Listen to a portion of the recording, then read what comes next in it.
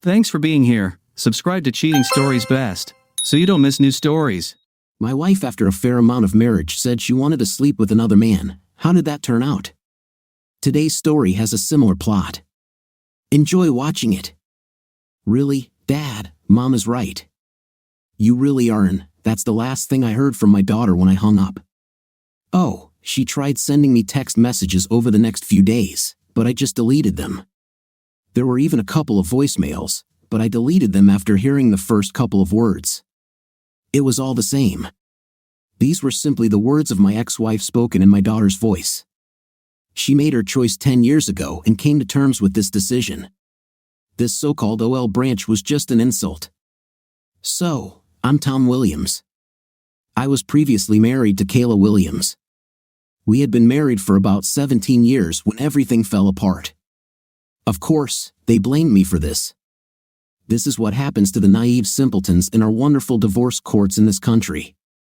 They blame the man and then let the ex-wife get full custody so she can tell the kids what a terrible person their father is. I swear the divorce laws in this country were written by a bunch of man-hating feminists who want to diminish anyone with a man's dignity. Like I said, we were married for 17 years. We had 2 children, a 14-year-old son and a 16-year-old daughter. I thought everything was going great. I loved my wife and was sure that she loved me. Our children were smart, athletic, well-mannered, and good-looking. Carly was a daddy's girl, and Josh was a friendly and athletic boy. I was making decent money as a mechanical engineer, and Kayla had a good job as an accountant. We both played sports to keep fit and were both pretty good-looking. Like I said, Carly was a daddy's girl through and through. She seemed to worship me, and I was wrapped around her little finger. She was good at math and science and decided that she would be an engineer like her dad. She received her driver's license the day she turned 16. She, like me, loved to drive a car. From the age of 10, she would go into the garage handing me wrenches while I worked on the various toys I purchased. I'm an unashamed tech lover. I like old cars, mostly GM ones that I can tinker with and build. She also developed my love for them. Some weekends we would go to car shows together and spend the entire day drooling over these amazing cars. It just seemed like we were together almost every weekend. I was also quite skilled at household chores. Carly was always happy to help me when I did things around the house. I taught her the basics of plumbing, electrical, drywall, and painting. She was by my side when I installed new appliances. She even helped me with a new concrete slab that I placed next to my workshop. Although Carly turned to her mother on women's issues, which I was very happy about, it was to me that she came for advice and help in everything else: homework, drama with girlfriends, advice on what she's going to do, boys, etc. We were very open and honest with each other. When she had troubles, she turned to me for help. I was a daddy's girl, and Kayla was a mama's boy. Josh was never into cars and mechanics like his older sister. He was a good student, but science did not interest him much. He excelled more in English literature and civics. He started talking about becoming a lawyer. Of course, Josh and I also talked, but he seemed to be more attached to his mom than to me. The last couple of weeks, Kayla seemed a little off. Nothing special, she just seemed a little distant. And lately, she seemed to zone out for a minute or two. I asked her a couple of times if everything was okay, but she just brushed me off and ignored my concerns. Usually, I liked it when she told me off, but this was not the case. Again, nothing special, just a little off. It was Friday evening. I just returned home from work. It was 6 p.m., as it always was when I got home on a Friday night. I saw that Kayla, as usual, was already at home. I walked through the door and shouted that I was home, as always. Oddly enough, there were no smells of dinner being prepared. Also, Carly didn't come down and greet me. Of course, she is already a teenager, but she usually greets me if she is at home. She and Josh must still be hanging out with friends. Well, I put my briefcase in my office and went upstairs to change into more comfortable clothes for the evening. When I entered the bedroom, I saw that my wife had laid out her LBD on the table: little black dress, nicely lingerie, stockings, and heels, as well as their 6-inch CFM shoes. This explained the lack of smell for dinner. Apparently, we were planning on going out tonight instead. I wish she had warned me about this, but I still didn't make any other plans. "Where are we going, darling?" I asked, starting to take off my shirt. "We're not going anywhere," she replied. It was strange. "Well, if we're not going anywhere, why did you put on makeup and lay out a hot outfit on the bed?" I said. "That's because we are not going anywhere." "I'm leaving," she said calmly. "Is it true? And where do you think you will go in such an outfit without me? Also, where are the children?" I had a bad feeling. The children spent the night with friends. I don't know exactly where my boyfriend will take me, but most likely I won't be home until tomorrow morning. "What do you mean? You're a gentleman and you won't be back until the morning?" Exactly what I said. "I have a date tonight, and if everything goes according to plan, I'll spend the night with him," she said calmly. "You are crazy. What the hell makes you think I'll even put up with this for a second? To hell with all of it. If you want to go out and have fun, you can wait until the divorce is final. Stop being stupid. There will be no divorce. I'll just do it once, and then everything will go back to normal. I need this night. We've been married for 17 years, and I just need to go out once to prove to myself that I'm still attractive to other guys. If you really love me, you'll let me have this night, and it won't even show up on the radar. Well, if you really loved me, you wouldn't even think about it. I love you, but I need it. I'm getting older, and I need to feel like I'm still attractive to other men, especially for young men. Clarence is about 10 years younger than me. He's been flirting with me for the past 6 months, and I finally decided to accept his proposal. It's just one night of a night to convince myself that I'm still a nicely woman, attractive to other men. For me, it's just a confidence boost. I've noticed a few wrinkles and a couple of gray hairs that are starting to show through, and I need to boost my ego. I do not need this, and I'm not going to put up with it. Do you remember that part of the wedding vows about forsaking all others? You do this, and you break your vows. Don't be stupid. It's just for one night. After returning home, I will never do this again. I promise. Are you a fool, or do you believe that I'm a fool? After breaking the vow you made to me in front of God, family, and friends, do you really expect me to believe your simple promise made in private? Simply put, if you do this, it's over between us. You walk out the door, and I will meet with the lawyer as quickly as possible. Don't be an idiot. There will be no divorce. I will return home and be the loving, faithful wife I always have been. If you try to divorce me, I will fight as long and hard as I can. As a result, you will lose your house, most of your property, and I will get full custody of the children. Moreover, I will do everything possible to disrupt your visits, and I will place all the blame for the breakup of the family on you. I will do everything so that your children will eventually hate you. I was shocked by her words. You claim that you love me, but at the same time, you are ready to do all this to me? Damn right I'll do it. I love you, but if you try to divorce me, I will fight you. I don't want to lose you, so I'm just telling you the consequences of actions. Look, I told you that I just need one night to prove that I'm still attractive and hot. Yes, but what will happen in a few more years? What happens next time you start to think you're still getting old and wonder if you can still attract a younger man? Let me guess, the gossip around Cooler says he's a great lover. I bet he had a night with every single one of your employees. I promise that this won't happen, and yes, there were a few gossips that I overheard. I admit I'm curious, but it will just be intimate. There will be no love. You have nothing to fear that he will take me from you. Like I said, this is just a one-time thing to get it all out of my head. Maybe I'll even learn something that will spice up our night life. A couple of new tricks will spice up our lovemaking. If you follow through with this, I have already told you the consequences of your actions. If you call him right now and cancel the appointment, we can go to marriage counseling and work on saving our marriage. Don't be stupid. We'll be fine. If you really insist on counseling to heal your bruised little ego, we can talk about it tomorrow when I get back. With these words, she continued to prepare for the date. I changed into jeans and a t-shirt and left the room. After a while, she came downstairs dressed in the clothes she had laid out. She had a small clutch in her hands and was examining herself in the mirror by the door. I was sitting in my chair in the living room.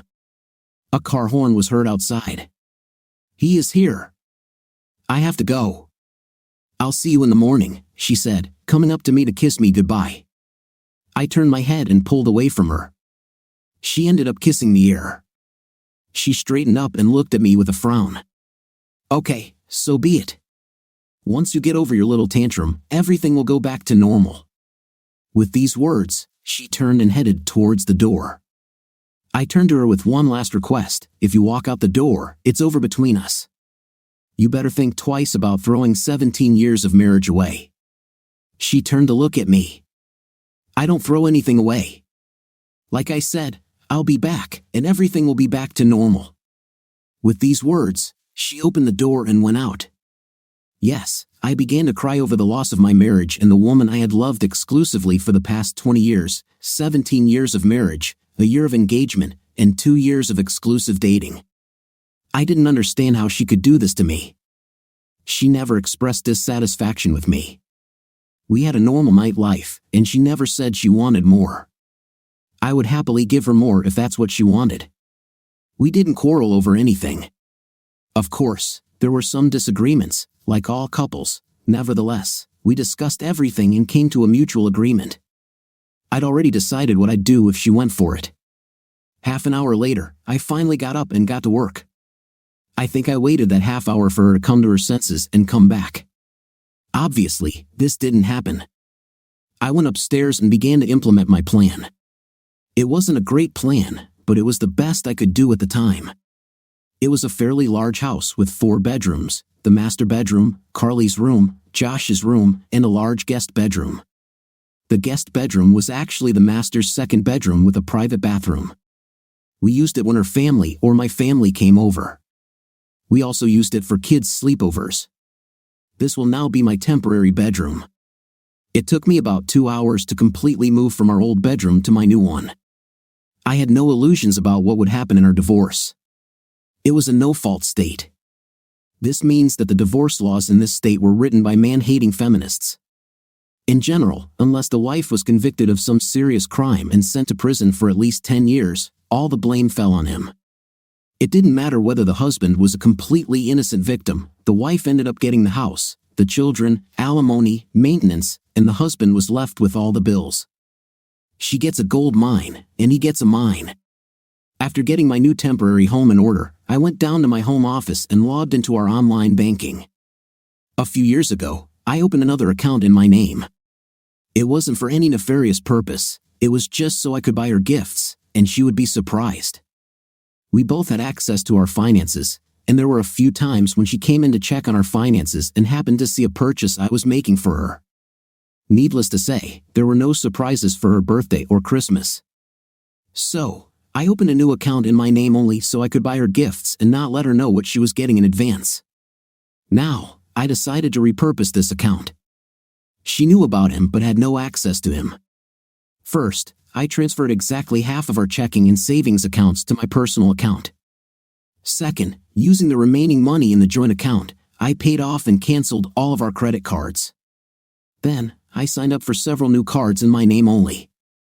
Yes, I should have paid off everything before transferring the money, but I decided that it would be better to pay back everything that the court ordered me to do than to try to collect anything from her.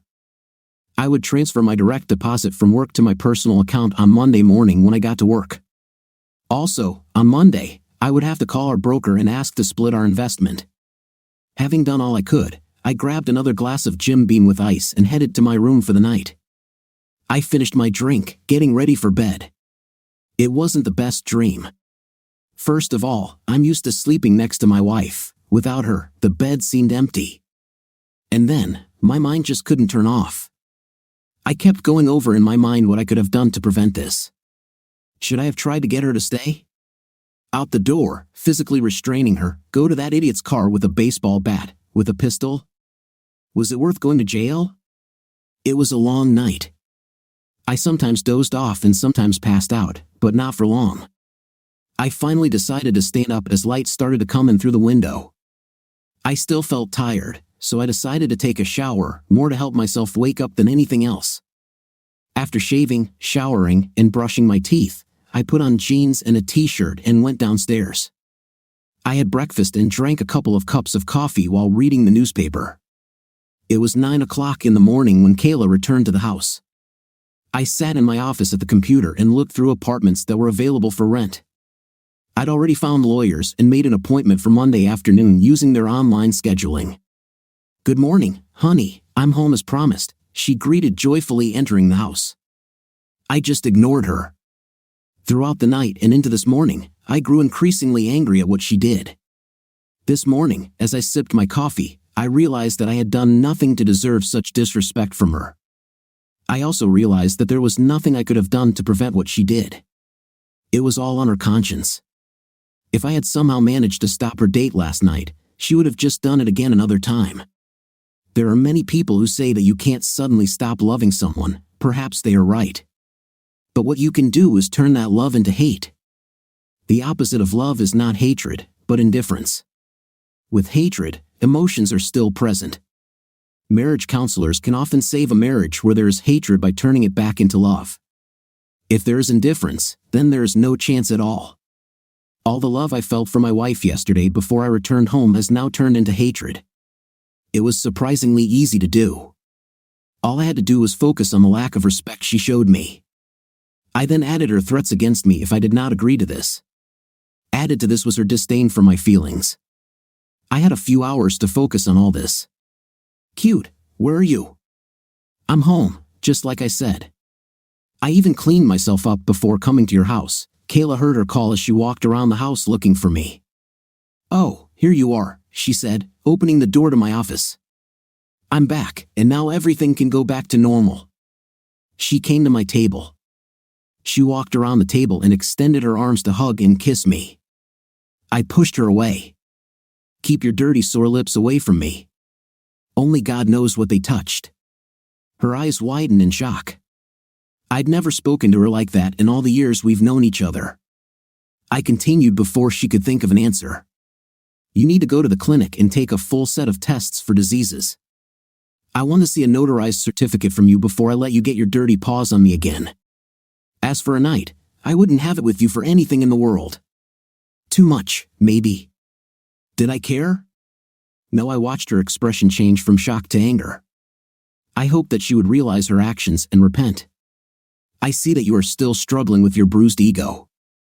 I'm going to go up to our room and take a nap. I've had a long night and I want to get some rest. I hope you calm down and we can talk later. I expect a full apology for your rudeness this morning." With these words, she turned and left the room. I couldn't help but smile, anticipating her soon return, and I didn't have to be disappointed. "What the hell did you do?" I heard a cry when she returned. "Where are your clothes? Where are all your toiletries? What the hell are you doing?" She burst into my office. "What do you mean?" I asked calmly. "All my things are exactly where they are supposed to be." "What are you talking about? Your closet is empty, your drawers are empty, your place on the dressing table is empty. What do you mean when you say everything is where it's supposed to be?" As I said, my clothes hang neatly in my closet or are folded and stored in my dresser. My toiletries are neatly in their place in the bathroom. "This is wrong." "I just told you that your things are not in our bedroom," she exclaimed irritably. "Ah, now I understand your problem. You see, you still mistakenly think your bedroom is our bedroom. I just told you that all my stuff is where it belongs, in my bedroom." "Do you mean?" "Yes, I told you I wouldn't put up with this, so I moved out of your bedroom. I will live in my new bedroom until I find an apartment and move out." I thought about telling her about our finances, but screw it, let her figure it out on her own. Besides, there's no point in spoiling the surprise before I've taken care of the investment. Her eyes narrowed in irritation. "We'll discuss this later. I'm giving you a week to get over your little seizure, and then I expect you to move everything back, and we can get back to normal. Not until I have a notarized certificate that you are free from all diseases." I shot back, returning to the computer. I stayed in my office most of the day. The children returned home early in the morning. I briefly wondered how long it would take for them to realize there was a problem. I found several suitable apartments, filled out forms, and made an appointment for Tuesday to view them. Then I printed out our financial statements. I'll need them for the lawyer on Monday. Although I had no illusions about selling the house, I decided that determining its value might help settle the dispute. In theory, she would owe me half the value of the share. Wishful thinking, but still. I spent the rest of the day researching the divorce laws in our state. I understood that I would be, but at least I had to imagine how badly it would help me plan, if nothing else. "Daddy, dinner's ready," Carrie said, poking her head through the door. "Good, son, thank you," Kayla smiled brightly as I walked into the kitchen. It was obvious what her plan was: kill me with kindness and show me what I would lose if I didn't accept what she did. She gave it her all. She got dressed and put on her makeup. Her hair was styled in a style that I liked that day. She spent a lot of time in the kitchen preparing my favorite dish. When I entered the kitchen, she came up to me and handed me a glass of wine. "I poured you a glass of wine," she said, handing it to me and leaning in for a kiss. I saw the pain in her eyes as I pulled away from her. Taking the glass from her, I went to the sink, poured out the wine, and placed the glass on the counter. Then I took a glass out of the cabinet, put a couple of ice cubes in it, and poured a couple of fingers of Jim Beam. There was no way that the children sitting at the table would not notice this. Walking over to the table, I sat down and began chatting with the children. I didn't even pay attention to my wife. The dinner was clearly tense. I kept up the conversation with the children as best I could, but it was very obvious that we had serious problems. It didn't help that I didn't even put anything on my plate, let alone eat anything. These dishes were my favorites, but I just passed the bowls and plates on without even looking at them. I just kept trying to start a conversation with the kids while sipping my drink. "Dad, aren't you going to eat something?" Josh finally asked. "No, not hungry," that was all I answered. After the most awkward dinner in the history of mankind, I simply stood up, filled my glass, and headed back to my office. I didn't even bother to help clear the table. About half an hour later, I turned off the computer, grabbed the keys to my pickup truck, and left the house to go to a nice quiet restaurant for dinner. After that, I went to the bar to have a couple of drinks. When I returned home, it was already quite late. I saw that the light was still on in Kayla's bedroom, so I closed the door to my room and made sure it was noisy enough for her to hear. I locked the bedroom door and then put a chair under the handle. As I was getting ready for bed, I heard her testing the handle and then knocking. She tried to get me to open the door for about 5 minutes before she gave up. The next morning, I got up early. I decided that today would be a football day. There were 3 games on the program: morning, afternoon, and evening, and I will watch them all. Yes, there were things to do around the house over the weekend, but I decided to ignore them. To hell. I'm not going to live here long, so Kayla can just leave it to someone else. I'd already drunk most of the coffee and started getting ready to make an omelet for breakfast. I was finishing mine when Carly came into the kitchen. "Hello, sunshine." "Omelet?" I asked. "Of course, Dad." "Thank you." She took her juice and sat down at the table, and I started preparing her food. A few minutes later, Josh appeared. I told him I would cook for him as soon as I finished his sister's food. Carrie ate her omelet while I cooked Josh's. I heard Kayla appear in the hallway, so I poured the last of the coffee into my cup and turned off the pot. She shuffled in, took a cup from the cabinet, then looked at the empty coffee pot. "You couldn't even leave a cup for me," she looked at me. "The coffee pot is over there. You know how to cook." "It doesn't matter." "So, you're making an omelet?" "I just finished." "But feel free to make yourself one," I replied, serving it to Josh's plate. For his plate, I used the last of what I prepared. I even already removed all the ingredients. After taking care of the children, I left the kitchen. It was already past noon.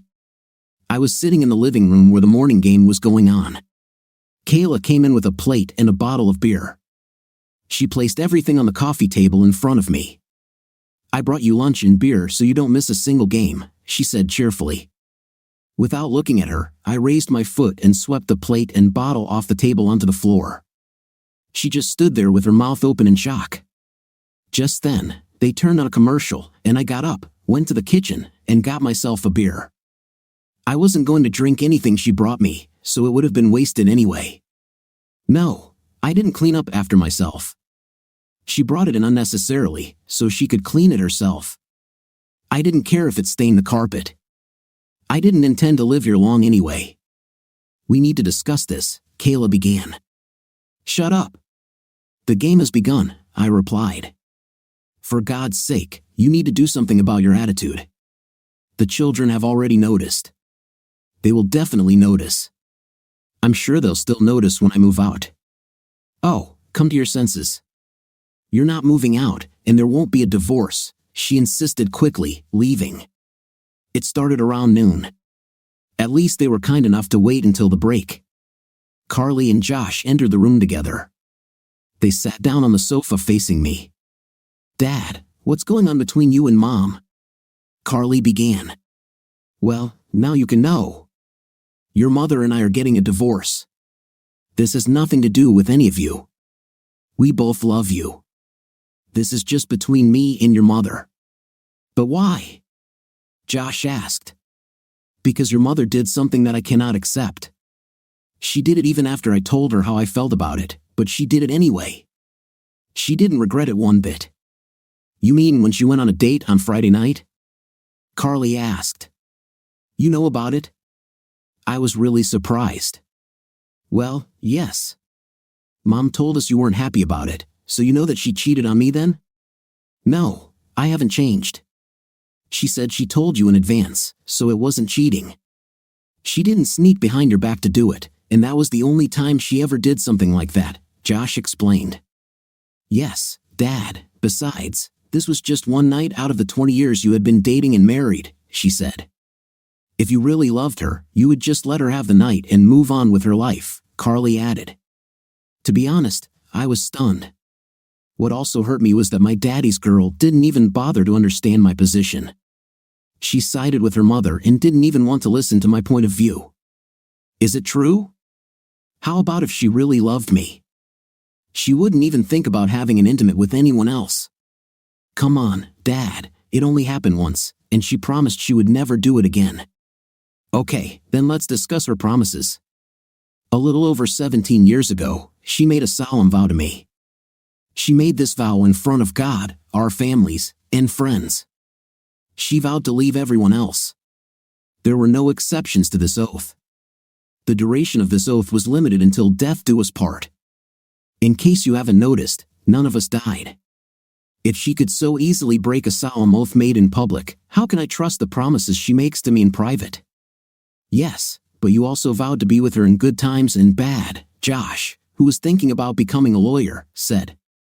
I hope he does it much better, right? The problem is that your mother breaking her oath broke the contract and released me from the oath. Well, we just don't understand why you would destroy your family over one single night, Carly asked. Why do you say that I am destroying the family? Why am I being accused of what she did? Mom is not going to leave. She wants to put this behind her and move on with her life. You're the one who goes away and makes such a big deal out of everything. If you leave, you will break the family, Carly insisted. After this, the situation did not improve. I tried to explain my position, but they didn't listen. They didn't care about my opinion, not even a little. Kayla had spent the last day filling their heads with her ideas. All they knew was that Mom had done something that she really needed to do, and Dad didn't love her or the kids enough to accept her needs. She convinced them that Daddy's little man's ego had caused him to abandon them all and destroy the family. Dad is to blame for not being able to give Mom one little tiny thing that she really needed for her happiness. Instead, Dad decided to make everyone suffer because of his stubbornness. In fact, it was just one night out of their 20 years of marriage. Seriously, what is one night out of 7,305 nights, which is 20 years with 365 days a year plus one extra day and 5 leap years? They eventually left when it became clear that I was not going to agree with their position. I was able to watch the rest of the game in peace. As the game was ending, I smelled the aromas of dinner being prepared. Obviously, this was another one of my favorite dishes. While waiting for the evening game, I just sat and watched the post-game show. Time was running out. The start of the game was supposed to take place in 20 minutes. Josh came and said dinner was ready. I just stood up, grabbed the keys to my truck, and headed out the door. "Where are you going? Is dinner being set on the table yet?" Josh asked. "I'm going to the sports bar to watch the game, and I'll have something to eat there," I answered. "But Mom did." "I'll be back after the game, although I might stick around for a while after finishing," I added. After the game, I actually sat down. They had a very good burger that came with fries. The beer was also good. I only drank one beer, a quarter of the game, so that was enough for me to get behind the wheel, plus it was only 5 minutes from home.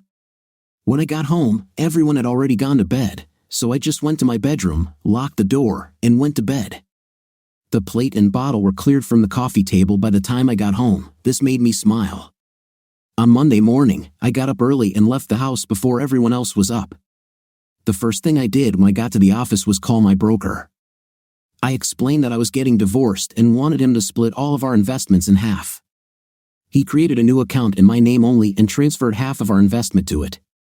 Next was the HR department. I removed Kayla's name from my retirement account and asked them to list Carly and Josh as my heirs. I also provided them with my new bank account information so they would redirect my salary there. Lastly, I told my boss that I was going through a divorce, so I would need time off for meetings with my lawyer, court dates, meetings, etc. He was okay with it. My lawyer basically told me what I already knew. There was a small chance that I could get custody, but it depended entirely on where the kids wanted to live. They were old enough for the court to take their wishes seriously. Judging by my conversation with them yesterday, I wasn't going to count on it. In fact, the only reason the guy ever hired a lawyer for a divorce was so that the lawyer would smooth out the divorce process.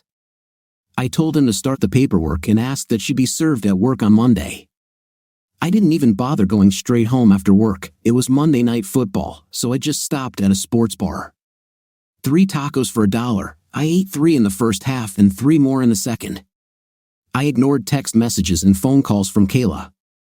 I answered Carrie and told her where I was. Her reaction to this was not very pleasant. All 3 of them gave me dirty looks when I walked in on them.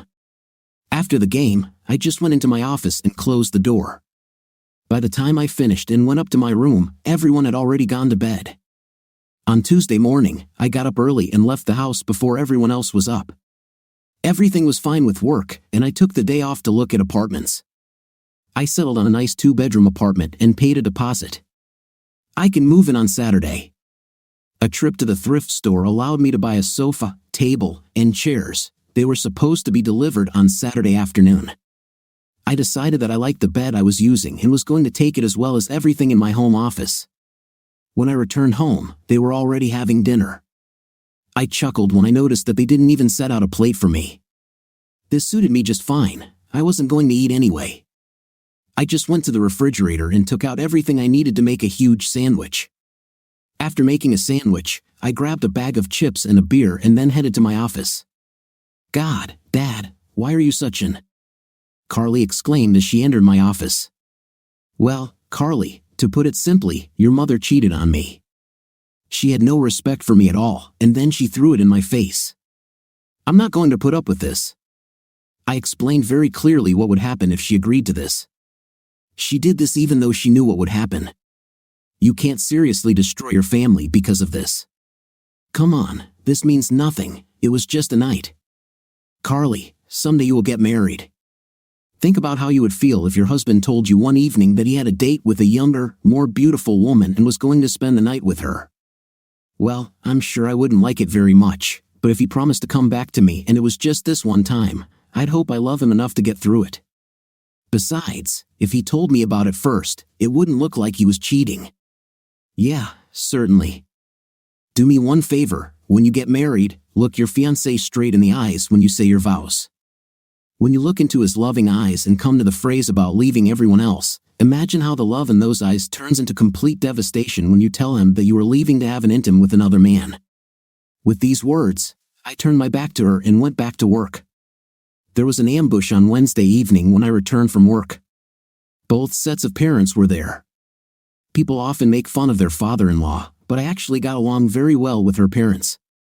They accepted me into their family as the son they never had.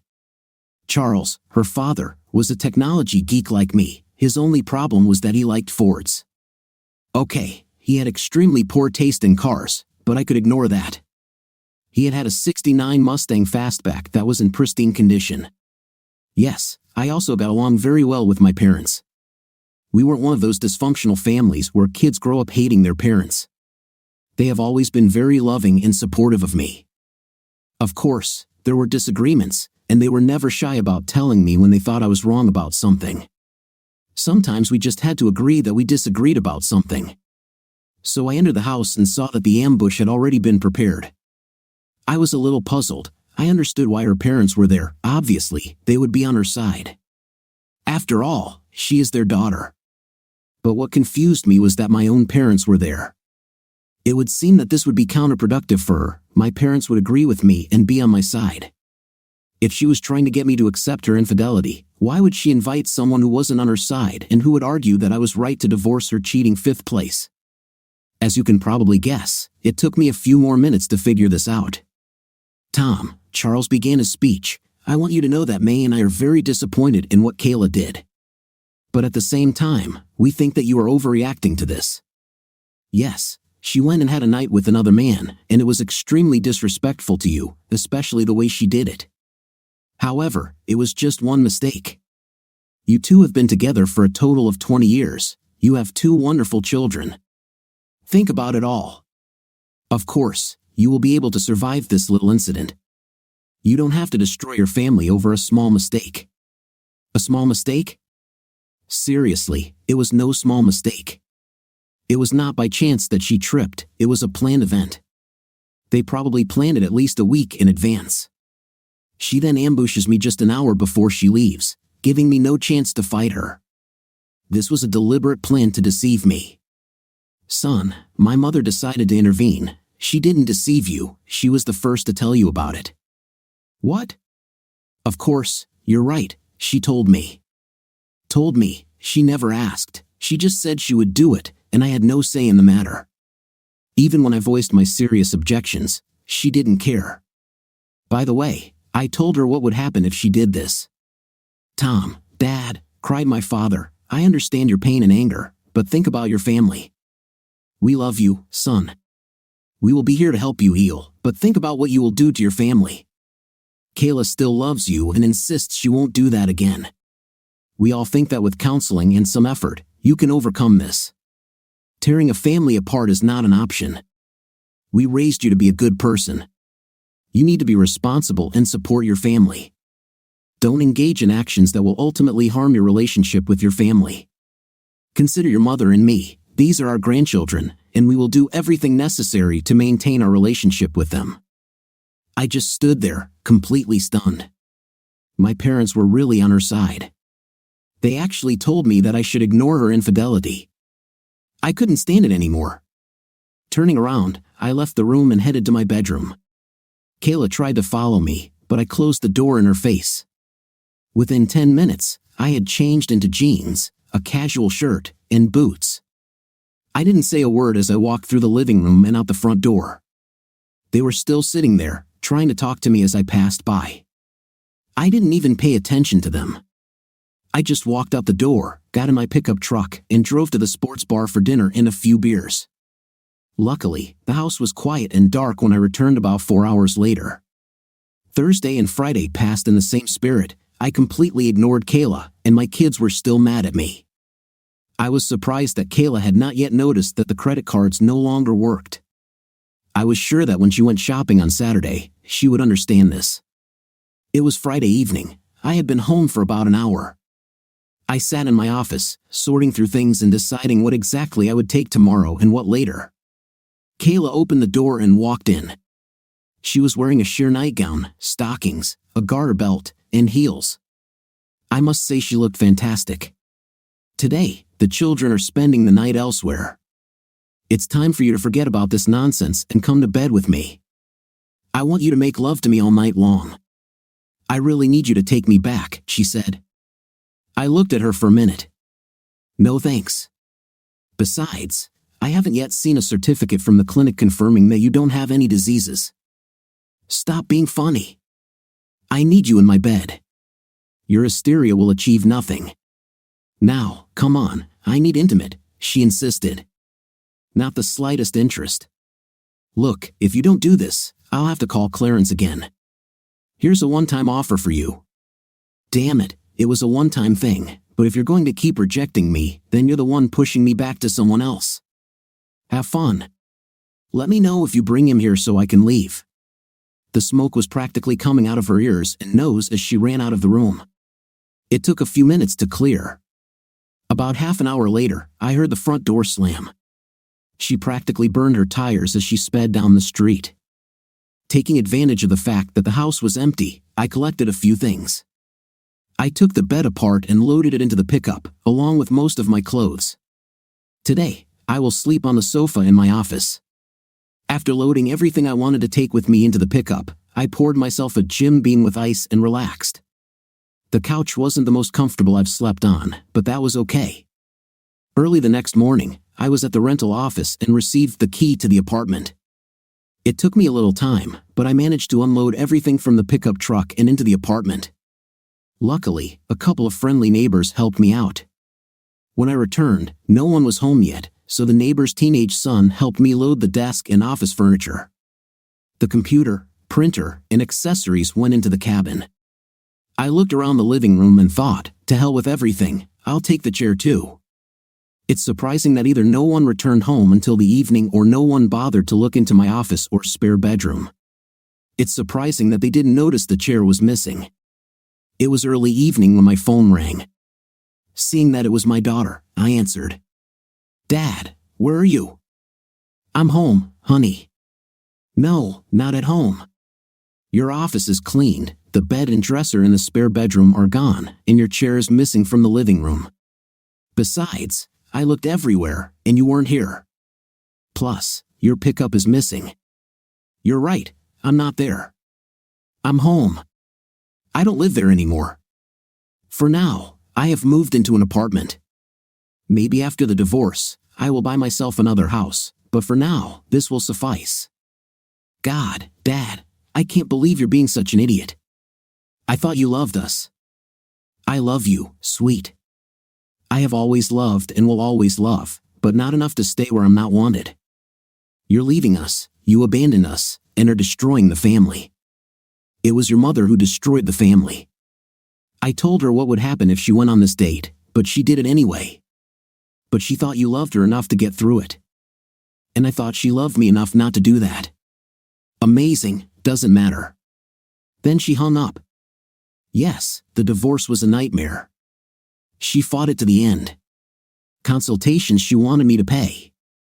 I refused. I argued that if she needed it, then she should pay for it. This was one of the few arguments I won. What a waste of time. The consultant didn't really like me. I think it had to do with the fact that I told her that I was ordered to attend class, but the judge didn't say anything about me actually having to participate. I endured all 12 sessions before the consultant finally gave up.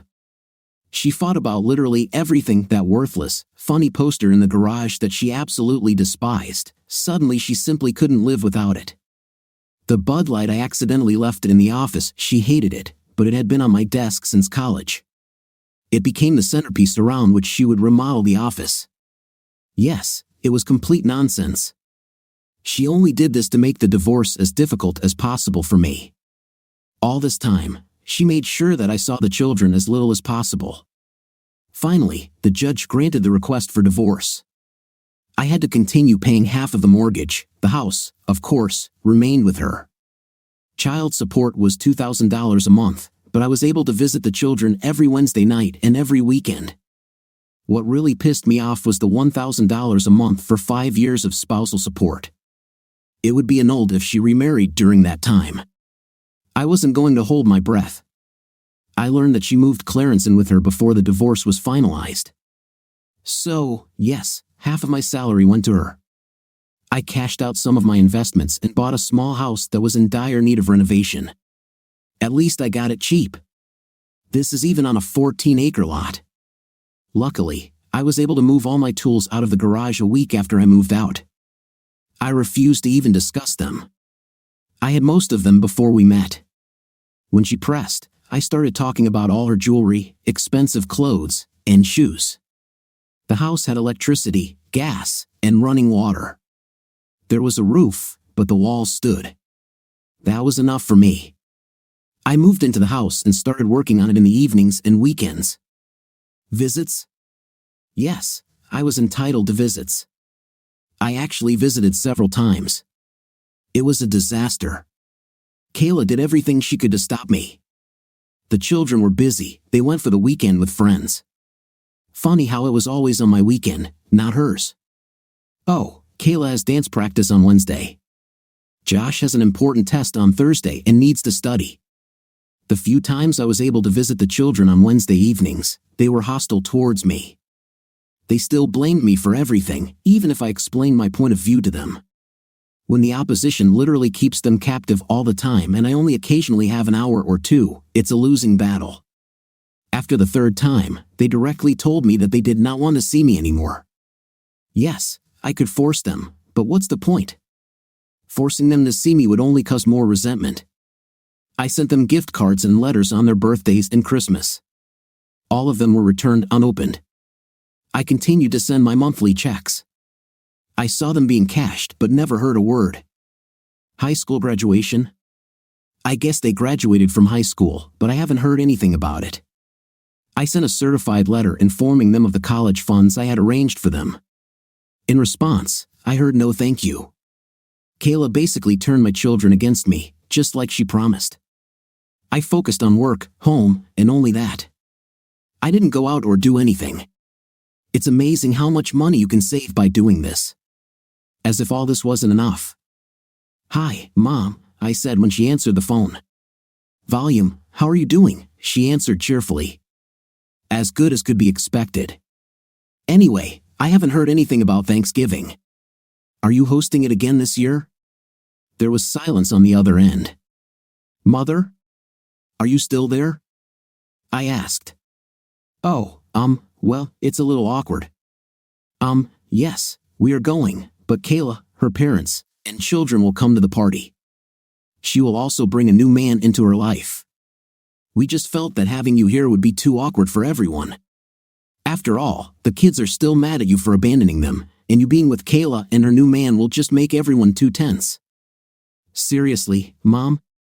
You're giving up your own son for Thanksgiving and inviting my ex-wife and her boyfriend instead?" "Well, we want to maintain a close relationship with our grandchildren. Besides, it's your fault. You should have worked to keep your family together, not tear it apart. How about coming to our place on Christmas Eve? Your father and I will spend Christmas Day at Kayla's house, but we can celebrate it with you the day before." "It doesn't matter," I muttered, ending the conversation.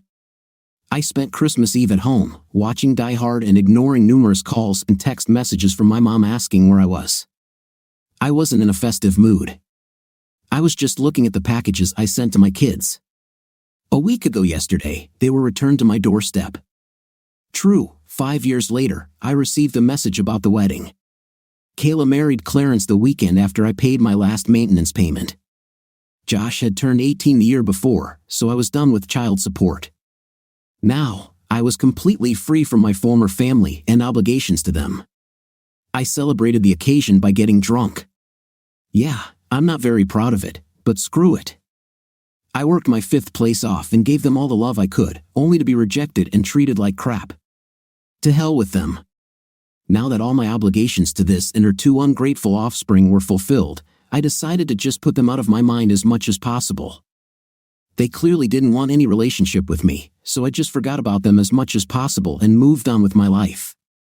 Well, except for one thing that has always bothered me, I had to continue paying half of the mortgage on the house. Of course, that ended when Josh graduated, but my name was still on the contract. I think Kayla was under the mistaken impression that the house was hers. The divorce stated that she could only live there until the children finished school. Now all bets were off. I was entitled to half the property, and it was quite a large property. I contacted my lawyer to begin with.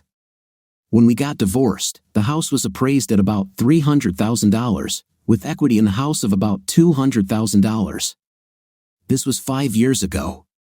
Since then, we have been paying our mortgage regularly, and property values in our area have increased significantly.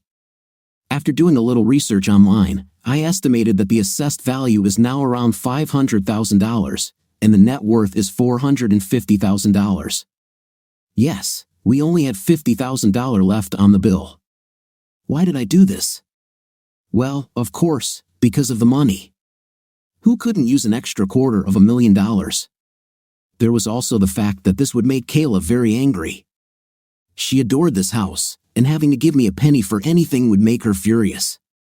And I wanted any kind of payback for what she had done. It would also reimburse me for all the house maintenance costs and mortgage payments I had to make for her. The call came about a week later. Volume, what the hell's going on? Well, Kayla, there's not much going on here, just working and renovating the house I bought. What's happening to you? I must admit that I was surprised that you called to see how I was doing. After all, this is the first time you've talked to me since the divorce. I'm not calling to find out how you're doing. I'm calling to find out why. Why a realtor just came to my house to inspect it and get my signature on the sales contract. Oh, this? Well, this should be pretty clear.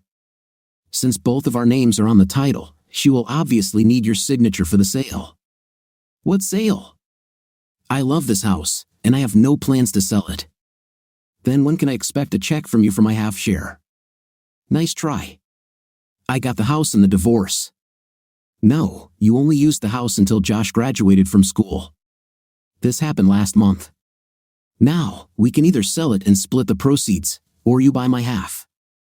If you think I'm going to give you $100,000 for a house that is rightfully mine, then you're crazy.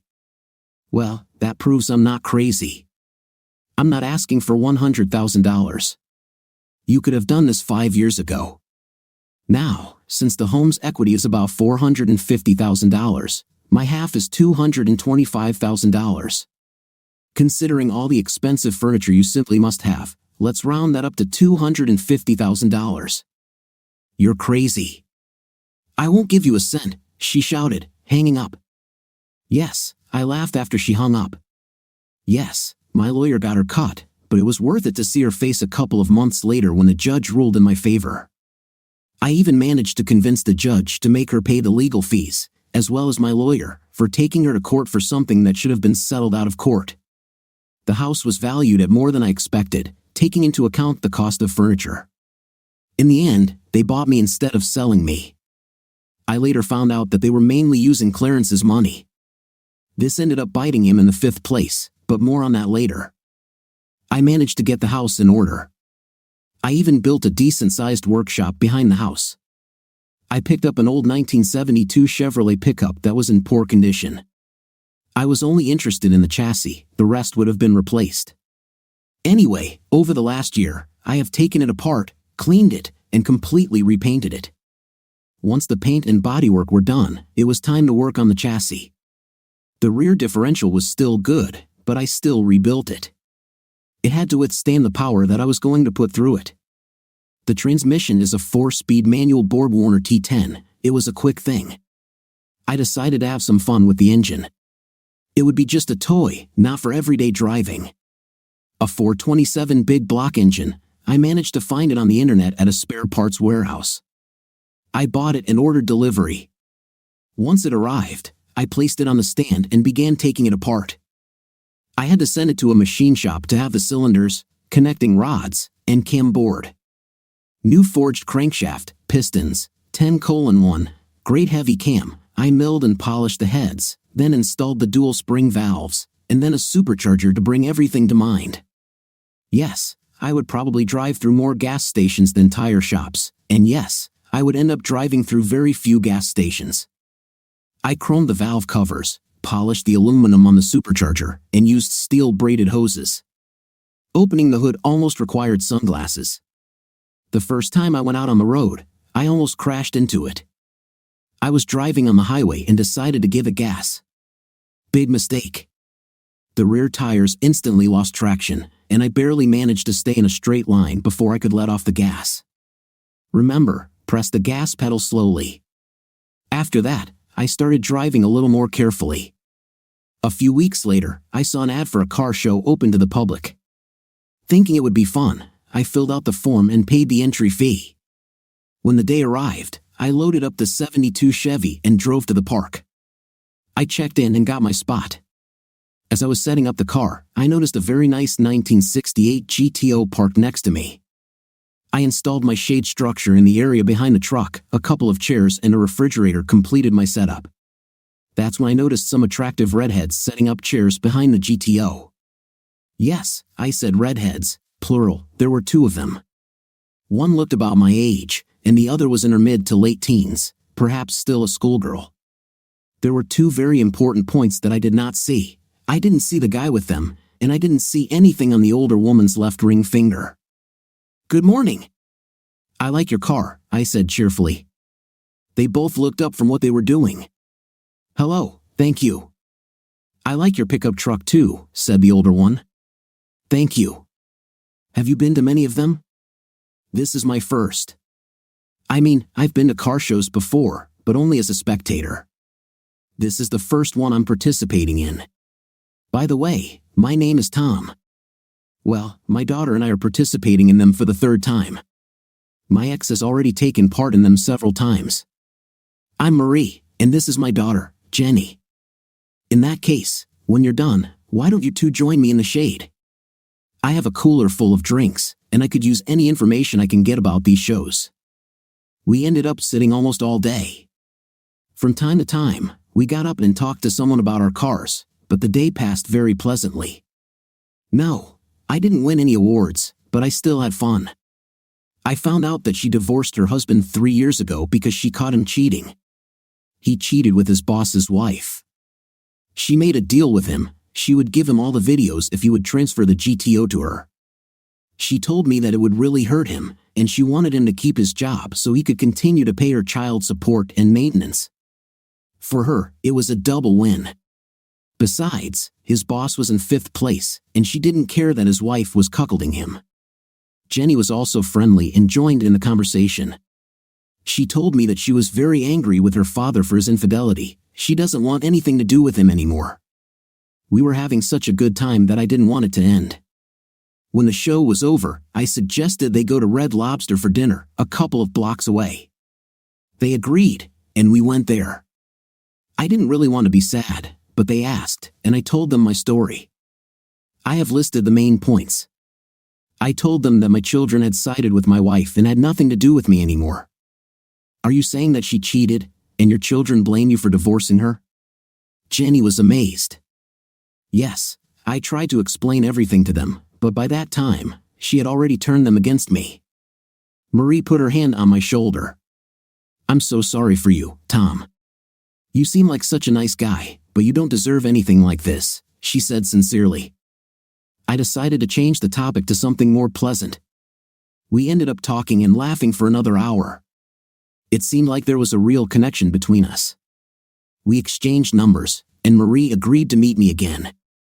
As they walked away, I saw Jenny give me a big smile, wink, and give me 2 thumbs up. I realized that she also did not mind me meeting her mother again. So, Marie and I met again. It was the next weekend. I called and asked. She agreed enthusiastically. Dinner and dancing. I received a kiss on the cheek as I walked her to the door. As I turned to leave, I saw a red-haired teenage girl in the window, smiling and giving me 2 thumbs up. After 2 more dates, I invited them both to my house and cooked them dinner. After my divorce, I learned to cook quite well, a chain of restaurants, a few YouTube videos, a lot of trial and error. I make very tasty lasagna, so I settled on that.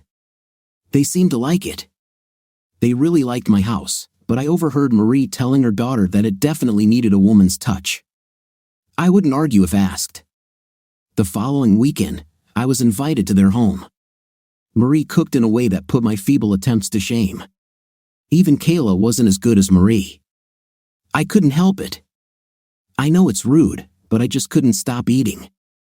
In the end, I had to apologize to them for making myself look like a pig. They just laughed and asked why I was apologizing. That was the biggest compliment you could give to a woman who loves to cook, she told me. She told me that Jenny was almost as good as her. This happened 2 weekends later. I invited Marie to dinner and then to a dance club. We had been dancing for some time when a slow song started playing. We clung to each other, swaying to the beat of the music. A few weeks ago, we had already moved on to some pretty heated kissing. She leaned over and whispered in my ear, "Take me home." To be honest, I was surprised.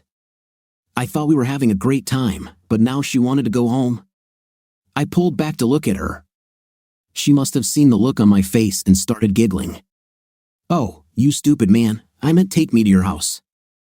"Oh, well, then luckily I had a regular pickup and not a 72. I'm not sure I would have been able to keep the tires on the road if I had driven the 72 home." We made love. We ended up doing this 3 times before we fell asleep. I made her breakfast before taking her home. I received another double thumbs up from the red-haired teenager in the window. A few months later, I asked, and she responded. It was a simple ceremony in the presence of a judge. They moved into my house right after the wedding. Jenny even started calling me daddy. Life was wonderful. Yes, there were disagreements. Yes, Jenny and I had our differences too. She was still a teenager, and I was an authority figure. Sometimes I had to say no. Still, she respected me, and her mother loved me as much as I loved her. An unexpected call came about a year later. It was a number I didn't recognize. "Hello?" I said, picking up the phone. "Hi, Daddy," said an excited female voice on the other end of the line. "Carly?" "Yes, Daddy, it's me, and I have great news." "Is it true?" "I'm very pleased to hear from you," I replied. It was really nice to hear her. Maybe she wanted to improve the relationship. "I'm getting married." "That's great, honey." "I'm so happy for you. Basically, I want you to be at my wedding." "Oh, honey, certainly." For a father, it is one of the greatest honors to walk his daughter down the aisle. "And I also organized a wedding fund for you." "Oh, no, Clarence is paying for the wedding, and he will walk me down the aisle. Also, since it would be very awkward for you and your mother to sit together, you will not sit in the first pew. But I really want you to be there." "Clarence? Is this the one your mother cheated on me with? Did she really marry this piece of—" "Listen, Dad, I'm trying to rebuild my relationship, and I wanted to reach out and invite you to my wedding. Besides, after you left, she and Clarence started seeing each other more often, fell in love, and got married. In fact, it's your fault. If you hadn't left us, she and Clarence would never have continued dating." "Fine. I see that you are still under the impression that your mother did nothing wrong, so I won't be able to attend for 2 reasons. First of all, I simply cannot support a marriage that I know will fail. Most likely, you will cheat on your husband, like your mother cheated on me. If he's anything I'd approve of, he'll kick your 5th place to the curb as soon as he finds out. Secondly, you just stole my father's last great honor and gave it to this scumbag who deliberately seduced a married woman. This once again shows what a shallow, egocentric you have become. Okay, if you continue to be like this, then don't expect to ever see your grandchildren. If you raise them to be like you, I still don't want anything to do with them." "Really, Dad?" "Mom is right, you really aren't, and that was the last thing I heard from my daughter when I hung up. Well, here are the chances of a relationship with my ex-daughter-in-law, only slightly more powerful than stock. And I didn't even notice how Jenny sneaked around the corner and took my phone. I didn't even know she was home. I was so angry at my father. I tried to reach him, but he has the audacity to talk to me like that. It is his fault that our family fell apart. I tried to be nice and invite him to my wedding, and he just threw everything in my face. I hoped that he would finally take responsibility for what he did to our family." Looking down, I saw that my phone was ringing. I didn't recognize the number, but there were a lot of calls like this when planning a wedding. "Hello? Hi, is this Carly Williams?" "Yes, can I help you?" "Yes, you can. You can stop calling my dad and being nicely to him. He's the best person I've ever known, and he doesn't deserve someone as stupid and spoiled as you calling him to remind him that you're a pathetic excuse for humanity. I swear, you and your family are a waste of air to breathe. Who the hell are you?" "My name is Jenny Williams. I'm your sister. My mother married your ex-father, and he adopted me. I love him with all my heart, and it would never even occur to me to disrespect him or disgrace him in the slightest. You are an insult to the daughters of the whole world. I know everything about what happened. Your mother went on a date with absolutely no respect for her husband and had intimate with another guy. The saddest thing about all of this is that you don't seem to mind. Let me tell you, my biological father cheated on my mom. She threw him to the curb without hesitation. You can be sure that if my mom ever cheated on my dad, I would help my dad take her 5th place out with the rest of the trash.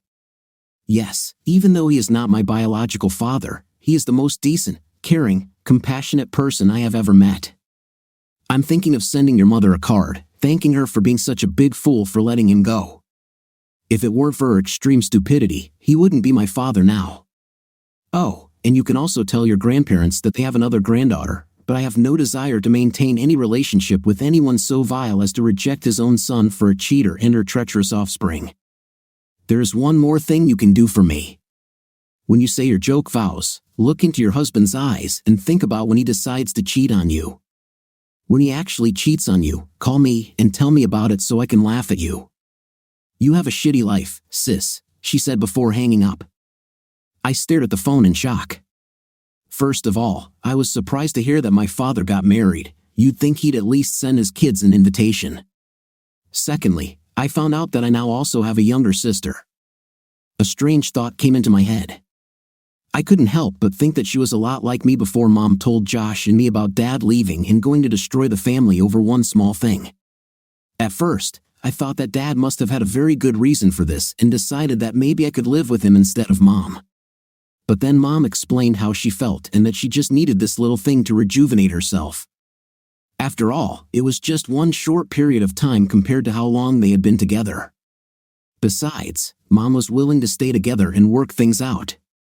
It was Dad who acted like a pig and refused to even try. It was Dad who left. He was the one who separated them. I couldn't believe how rudely she treated me. She didn't even give me a chance to tell her that it was Dad who abandoned us and Mom who was trying to move forward. It was as if she didn't even care that it was just a one-time thing that shouldn't have even crossed the radar considering how long they'd been together. And she has the nerve to call me all these vile names. She doesn't even know me. And why was Dad so upset? Of course, Clarence was going to walk me down the aisle. After all, he has been by my side for the past few years. I haven't even talked to my dad since Josh and I told him how angry we were about him leaving. Additionally, Clarence paid almost $220,000 for my wedding. I couldn't even imagine how many pennies my father could save for my wedding. Would it be enough? Half an hour later, when my mother and both grandmothers arrived, I was still upset about these phone calls. They went shopping. Mom immediately noticed my mood. Honey, what happened? I told your dad about the wedding and asked him to come. After all, I am his only daughter, and I thought he would want to be at my wedding, hoping that maybe this would be something we could build on and maybe start a relationship again. Oh, that's great! Grandma Williams exclaimed. Will he be there? We haven't heard from him since he called about Thanksgiving a few years ago. I sighed. No, he got angry when I told him that Clarence would walk me down the aisle, and I thought it would be too awkward for him to sit in the front pew with Mom and Clarence. Oh, this is very bad. I thought that he had already overcome his piggish stubbornness. Well, if that wasn't bad enough, 5 minutes later, I found out that I have a half-sister, I said, with both of them voicing their surprise in harmony. Yes, the girl who said her name was Jenny Williams called me a few minutes after Dad hung up. Apparently, Dad married her mom and adopted her. She wasn't very helpful on the phone. Actually, the nicest thing she said was that she wanted to thank my mom for being stupid. Otherwise, she wouldn't have such a great dad. I recounted both telephone conversations to them. They were shocked by the harshness coming from Dad and Jenny. Tom got married, but we weren't invited to the wedding. He didn't even tell us about it. Do I have another granddaughter? Grandma Williams whispered to herself. Finally, my wedding day arrived. I thought briefly about what my father said and was momentarily sad that he wouldn't be there on my special day. Well, I turned to him, and he rejected me. I shrugged it off. It was a happy day, after all. I married a man I truly loved, for the person with whom I will spend the rest of my life.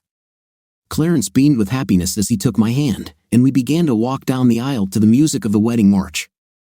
I was overjoyed, looking at all my friends and relatives. Both my grandparents were there, Josh was one of Bobby's best men. Everyone was here to celebrate my special day. Tears of joy appeared in my eyes. I looked forward and saw my Bobby smiling at me, standing in front of the priest.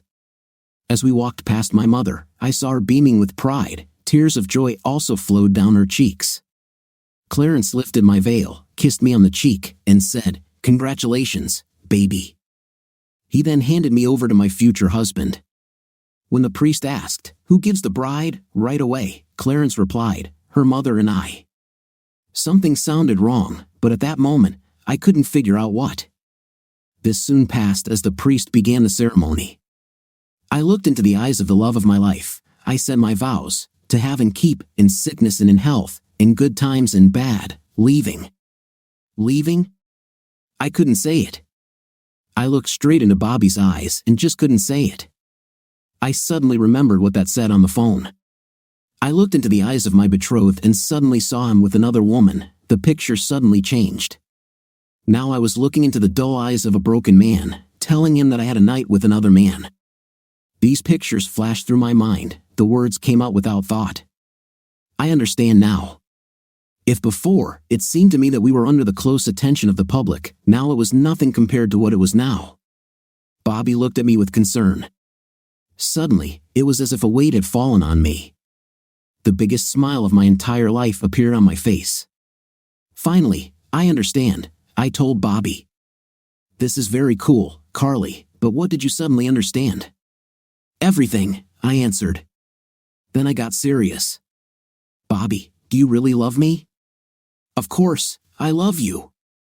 How can you even ask this? I have to ask this because I can't marry you today, I swore. I felt a rush of air past me as the entire audience gasped in shock.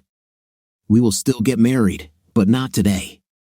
This is wrong, and I have to make it right. I'm only getting married once, and it's for life, so I have to do it right, baby. What happened, Bobby? I love you with everything I have. I'm going to marry you. I'll explain everything to you, and you'll understand, but we need to go and start fixing everything. We will postpone everything to another day and play our wedding our way. You won't leave me at the altar, will you? Not a chance. In fact, you should come with me, I said to the guests. I truly regret this, but I just can't go through with it today. We are not canceling our wedding, we are just postponing it. We will let you all know when we set a new date. We understand if you decide not to come, but just think about what story about today will stay with you for years to come. Don't you want to come next time and see what happens next?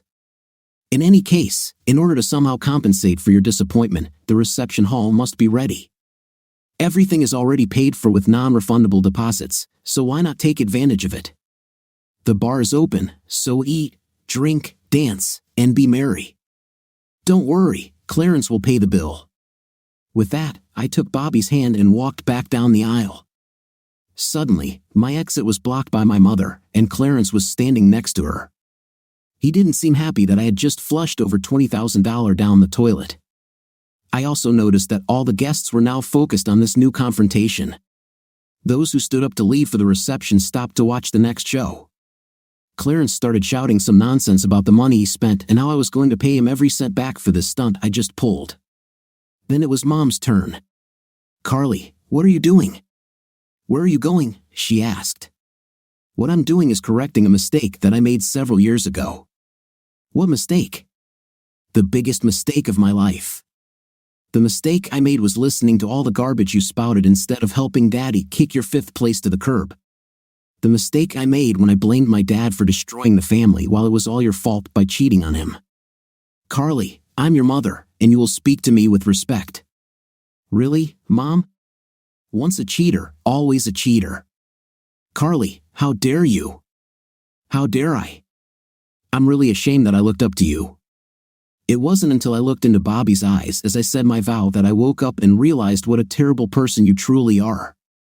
Once a deceiver, he always remains a deceiver. Looking into his eyes, I suddenly realized how terrible it would be if he ever cheated on me. I realized how much I would hurt the person I love if I ever cheated on him. I think my dad was still a good role model for me, but you definitely weren't. "What do you mean?" Mom asked. I noticed a little fear in her eyes. Seriously, Mom? You think I don't know about your Wednesday afternoon workouts with Jim Davis, your personal trainer? Why do they always take place at his apartment and not at the gym? It's funny how you only go to the gym to see Jim. How about the fact that Carlos, your pool cleaner, needs an extra hour every 2 weeks because you have a night after cleaning the pool? I have some good footage from when I came home early a couple of times in case you try to deny it. And let's not forget how you always tip Mario, your hairstylist, in the back room after every visit to the hair salon. At least Clarence is your boss at work, and he doesn't have to worry about you cheating on him with your boss. Have I forgotten anyone? Oh yeah, I almost forgot about Alan Morris, your neighbor for the last 3 years. He'd come over whenever his wife had a bachelorette party. Her eyes flickered to Clarence as I finished airing her dirty laundry. Perhaps she was hoping that he miraculously didn't hear anything, even though I said it loud enough to be heard throughout the entire church, and he was standing less than 2 feet away from me. Clarence had a look of utter shock on his face.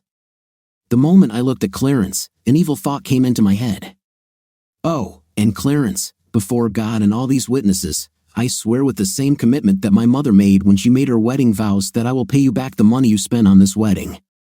We all know how she keeps her vows, so you can fully count on me to keep that vow just as she kept hers. Yes, he shouldn't hold his breath waiting for even 10 cents. Seeing that Mom was distracted, I pulled Bobby down the aisle. I made a short stop to talk to the videographer. Yes, he caught everything on camera. He smiled broadly as he handed me a copy of the videotape. He was determined to make a duplicate in case something happened to the original. I quickly signed the permission form to post the video on YouTube. I was hoping it would go viral and add to my mom's shame. Bobby and I ran out to the parking lot. He came here in his car, and our bags were in the trunk. We planned to transfer them to the limo before leaving the reception. His brother was going to take her to his place after the reception. I smiled, knowing that Daddy would really like Bobby, and slid into the passenger seat. I was instantly horny when he turned on the ignition, and the huge twin-carb Ford 40 engine rumbled to life. Sure, it wasn't GM, but the 1969 Challenger was still a beast. "Where are we going?" he asked as we roared out of the parking lot. "We're going west on 156th. "I'll find the address and put it into Waze," I replied, working on the phone. It wasn't difficult, after all, he didn't try to hide. I knew the city he lived in, and a search of the property records gave me the answers I needed. He was about 2 hours away. We could only hope that he would be home when we got there. We didn't stop to change clothes. I was on a mission and didn't want to waste time. It's not a common occurrence when you open your front door and see a woman in a wedding dress and a man in a tuxedo standing on the porch of your home. I mean, if you are a minister of a church and live in a church, then this probably happens sometimes. The problem was that I was not a priest and certainly did not live at the church. What was even more amazing was that I actually knew which one was which. I had no idea who this man was, but it was definitely my eldest daughter standing there, my eldest daughter who has made it clear that she doesn't want to see me anymore. I remembered that today was her wedding day, but I couldn't understand why she was here. She must be either at church, at a reception, or on her way to her honeymoon. Standing on my doorstep was the very last place she should have been. "Daddy, can I talk to you for a minute, please?" she asked very quietly. Still stunned, I stepped back and allowed them to enter. I gestured toward the living room where Marie and Jenny were sitting. I also noticed the shocked expression on their faces. Carly, this is my wife Marie and her daughter Jenny." "Jenny, Marie, this is Carly." "Sorry, but I don't know who the guy is with her." "Oh yeah, Dad, this is my fiancé Bobby Jensen." "Bobby, this is my dad Tom Williams, his wife Marie, and my sister Jenny," Carly introduced. "Groom? I thought he was supposed to be your husband by now. Didn't you get married a couple of hours ago?" I was confused. "This is what I need to talk to you about. I couldn't do it today. I can't get married until my dad walks me down the aisle." "Daddy, I finally understand. You are right. You were always right. I'm sorry for getting caught up in my mom's, and blaming you. It was Mom who abandoned everything, not you who abandoned us. Forgive me for everything I said and did. You didn't deserve any of this." I won't make excuses for my behavior because there really are no excuses, except that I was young, stupid, and listened to the wrong people. I just hope that you can find it in your heart to forgive me and allow me back into your life. I really, really want to marry Bobby. He's a really great guy, and I know you'll like him. I just can't marry him unless you agree to walk me down the aisle and marry me off. Well, this was completely unexpected. I probably should have focused on other things, but there seemed to be one or two elephants in the room. Even though I was very happy that my daughter decided that I wasn't the man who abandoned them and wanted me back in her life, my curiosity about the scene in front of me required some attention. So, Carly, did something happen at the wedding? I mean, you're wearing a wedding dress and Bobby in a tuxedo, so I'm guessing you actually attended the wedding. She looked at herself, then at her fiancé. Oh yeah, in fact, we were already halfway through the ceremony when I had an epiphany, here she said, handing me the disc. Maybe you should watch it while Bobby and I change into regular clothes. Bobby ran to the car and grabbed his suitcase while Marie walked Carly to the bedroom where they could change. While this was happening, I set up a video player connected to the big screen in the living room. Once Carly and Bobby were busy, Marie came back and sat next to me, and I pressed the play button on the remote. It all started as a normal wedding ceremony. The groomsmen walked the bridesmaids down the aisle and then separated at the altar. Bobby came in with the priest, ring bearer, then flower girl. Finally, Clarence walked Carly down the aisle. Everything was pretty typical until Carly started saying her vows. Even this was normal to some extent. Suddenly, she seemed to have trouble speaking. She seemed stuck on one word. She made it. I can't believe she actually did it and that it really hurt her that much, Jenny whispered to herself. I was about to ask her what she was talking about when Carly stopped saying the vow and changed everything. We watched the video of her stopping the wedding and then confronting her mom. I was shocked by her revelations. Apparently, her infidelities became more frequent after she married Clarence. By the time the video ended, Carly and Bobby had changed their clothes and returned to the living room. I just couldn't get through it. I looked into Bobby's eyes and knew how much it would hurt him if I did to him the same way Mom did to you. I finally understood what it really means to leave everyone else, and that my mother broke this oath. Then I realized how much she had dishonored you, and that I had dishonored you by marrying without giving you the place of honor that you deserved. How can I make such solemn vows in a ceremony where two of the most dishonorable men I know take pride of place? How can these vows have any real meaning if they don't involve the noblest man I know? I realized that if I truly wanted these vows to have meaning, then it would be my dad, the man who truly taught me values and integrity, who would walk me down the aisle. I decided that when I married Bobby, it should be you, not Mom and Clarence. Carly was silent for a minute, then smiled and looked at Jenny. Besides, I need my little sister to be one of my bridesmaids. It was your kick in the fifth place that woke me up. I remembered what you said to me when I looked into Bobby's eyes trying to say the vow. How can I get married if you don't stand by my side? This was very important. We talked for several more hours. I didn't know that Jenny got Carly's phone number from my phone right after I left for my studio. After calling Carly that day, she went to her room and, a few minutes later, she called Carly from her phone. It was getting late, so I asked them to stay in the guest bedroom for the night. Carly received several more calls throughout the evening. She ignored calls from Clarence and Kayla, but several of her friends also called her. It seems that some of the guests accepted her offer to have fun at Clarence's expense. He tried to cancel the appointment, but it was too late to get the money back. By the time he got to the reception venue, there were already several dozen people taking advantage of the open bar. The food was also already being prepared, and all the waiters, bartenders, and DJ were already in place and working. Clarence finally gave in, grabbed a drink, and moved to a table in the corner to drown his sorrows. Josh sent her a video he took on his phone when his mom came over to talk to Clarence. Looks like things didn't go very well. Clarence shouted a lot, insulting words took up most of the conversation. It looks like this relationship will soon end, Josh said. He was able to cancel his plane and resort reservations but was charged a 20% penalty for late cancellations. Since Carly and Bobby had already taken time off from work to go on their honeymoon, they stayed with us for the entire week. I reconnected with the daughter I thought I had lost. I also met Bobby. He's a great guy with strong moral values. The relationship was a little strained at first because the only things he had heard about me were the lies my ex-wife, son, and daughter told him. Well, not exactly a lie, but rather an embellishment of the truth that painted me as a bad guy who abandoned his family. There were also several important facts that were left out of these conversations. After the truth began to emerge, he began to warm up to me. This helped when I showed him my workshop and my latest projects. Although he preferred classic Dodges, we both appreciated each other's cars. Hey, we're both tech geeks. At least he wasn't one of those weaklings who drives an automatic. His Challenger had a manual transmission. Around midweek, a new wedding date was set. It was supposed to take place in the same place on the same weekend a year later. This time, I will pay for her and walk her down the aisle. In addition, Marie was called upon to help with the wedding.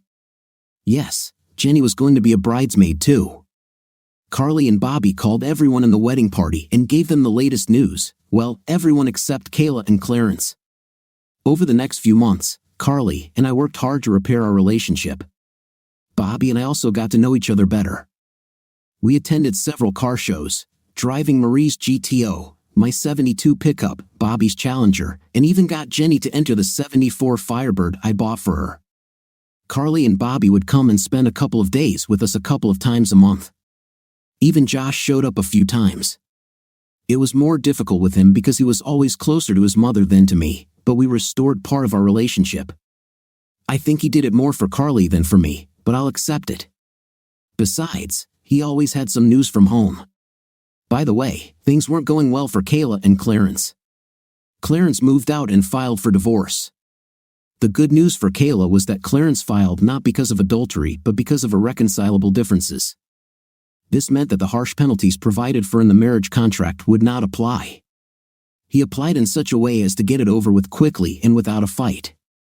The good news for Clarence was that he had a prenuptial agreement. The marriage contract stated that all property that he owned before marriage was not subject to division. Kayla would receive half of the property acquired during the marriage, but this would not be enough when taking into account the property acquired before the marriage. Basically, she will keep the house and receive about $50,000. As for the house, Clarence did try to get a piece of it, but he had no proof that he was entitled to it. Of course, it was with his money that my share was purchased after the divorce, but there was no real evidence of this. He apparently took out a business loan for his company to get the money but never documented exactly what he spent it on. In addition, they never put his name on the title deed for the house. Since the house belonged to Kayla before their wedding, she refused to even discuss the topic. In the end, Clarence paid off the loan but achieved nothing. By the time he realized he would never get the house money back, it was too late to file for adultery. Rumors about Kayla's adventures spread, and her authority in society suffered greatly. Friends began to avoid her, and invitations to parties, charity events, and other events dried up. To make matters worse, since she was unemployed and dependent on Clarence's money, her financial situation deteriorated greatly. Clarence learned an expensive lesson. He lost several $100,000 buying my half of the house. He lost another $28,000 due to a failed wedding. He also had to pay Kayla $50,000 in the divorce. And then there's humiliation. Kayla was furious that her affairs had become public knowledge and that Clarence was divorcing her in this way. She started telling her remaining friends that she cheated on him because of his small manhood. Such gossip spreads like wildfire. It didn't take long before all the women he tried to pick up at the bar were just laughing at him. He became a recluse, going only to work and straight home. His social life evaporated. "Ready, Daddy?" asked my eldest daughter. No father is ever truly ready to let his daughters go, but I'm honored to do this for you, I replied. The doors opened, and music began to fill the church. I stepped, starting with my left foot, and proudly walked my daughter down the aisle. I took a quick look, and my smile grew even wider. My ex-wife was sitting in the fourth row. My wife Marie had her place of honor in the front row. I will join her after I take care of the last important honor for my daughter. Who gives this woman as a wife? As her father, I give her as my wife, I said loudly. Love you, baby, I whispered to her, kissing her cheek before handing her to Bobby. Yes, I forgot to mention my ex-wife. No, it wasn't my idea. Carly asked me to do it this way. I turned around, walked over, and sat down next to my wife. To having to keep, in sickness and in health, in good times and bad, leaving everyone else, Carly practically shouted the last phrase. Then, beaming with a smile, she finished her vow. It was a wonderful ceremony. There was applause when they kissed at the end. I looked down from the main table. Marie was next to me. I saw Kayla sitting at a table to the side. She didn't look happy. Every time she looked up and saw Marie sitting in her place, she frowned. I noticed she took advantage of the open bar. Clarence was not invited. I don't know if he would have come even if he had been invited. My last great achievement for my daughter was complete. I walked her down the aisle, got her married, made a beautiful toast to the newly married couple, danced the father-daughter dance with my daughter, and then danced with my wife while my daughter danced with her husband and his parents. To the second song, my duties were completed. I was sitting at the table next to my wife. My youngest daughter was dancing with one of those guys who was vying for her attention. "Sorry, Marie, isn't it? Can I borrow your husband for this dance?" I heard my wife's familiar voice behind me. Marie and I turned to face my ex-wife. Marie looked at her for a moment before answering, "Just remember to return him to where you took him." "I trust you, but I don't trust her not to do something stupid." I brought Kayla to the floor. They started playing a slow song. I wouldn't be surprised if she asked for that very purpose. I tried to keep my distance and not pull her towards me. We danced a little before she spoke. "You should have given me that one night. We should have put it behind us and carried on with our lives as usual. Today, we were supposed to be alone, and you shouldn't have left that evening. You should have known me better, not to think that I wouldn't mind you cheating on me. No matter how many times you do it, I didn't cheat. I told you this before I did it. I didn't sneak behind your back. Whether you told me or not doesn't matter. The fact that you had intim with someone else is cheating. Besides, I never gave you permission. I told you not to do it, but you did it anyway. I never wanted this. I only wanted one night, and then we could be together forever. You know that you are the only man I have ever loved. There was never the slightest love for him. Besides, the night wasn't that good. He was selfish and not even as big as you. Then why did you marry him? Because you divorced me, of course. I didn't love him, but I liked him. After you left, I didn't want to be alone. I thought I could love him, but I couldn't forget you. I did all this to you because I was angry that you left me. I still loved you, but you didn't even want to talk to me after that one night. I knew you were all I needed, and I would never date another man again. So why did you cheat on him? Because he was a loser in bed. I thought I could train him, but he refused to listen to any advice. When I couldn't take it anymore, I found a couple of other guys who could actually bring me pleasure. I had no idea Carly knew anything about this. Even if I knew that she knew about all this, I would never have thought that she would throw me under the bus like that. I feel sorry for you. We had a truly wonderful marriage, but you left it for one night of mediocre night. I think there is no chance. I couldn't stop laughing, not just no, but hell no. First of all, even if I weren't married now, what you did by turning my children on me killed any possibility of us ever getting back together. Now, I'm married again to the woman I love, and I have another daughter who I love too. The best I can offer is courtesy when we are in the same place and at any events with our children and grandchildren. Fortunately, the song ended soon. I didn't talk to her again that evening.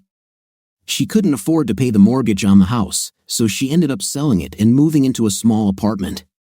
She got enough money from the house to live on if she was careful. From time to time, she dated friends, but as far as I know, she never had any other relationships. Clarence ended up living alone too. Carly and Bobby had a long, loving marriage. They had 3 children, 2 boys, and 1 girl. Josh ended up marrying a nice girl too.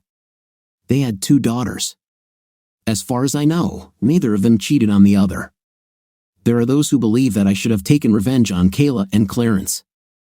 I couldn't really do them any harm without going to jail or getting hit back.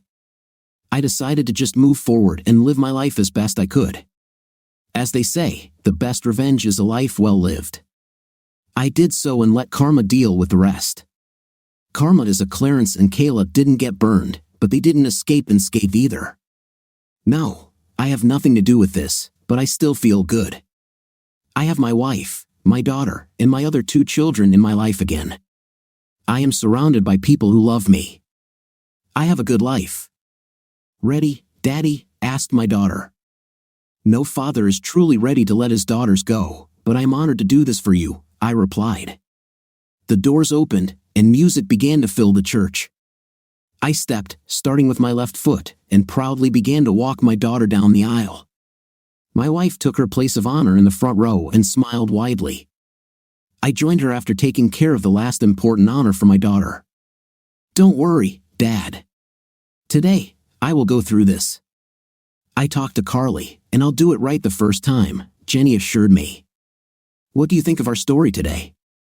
I thought the story was very interesting. It was engaging enough, exciting enough, and not boring. What's your opinion? Write in the comments. Until new videos.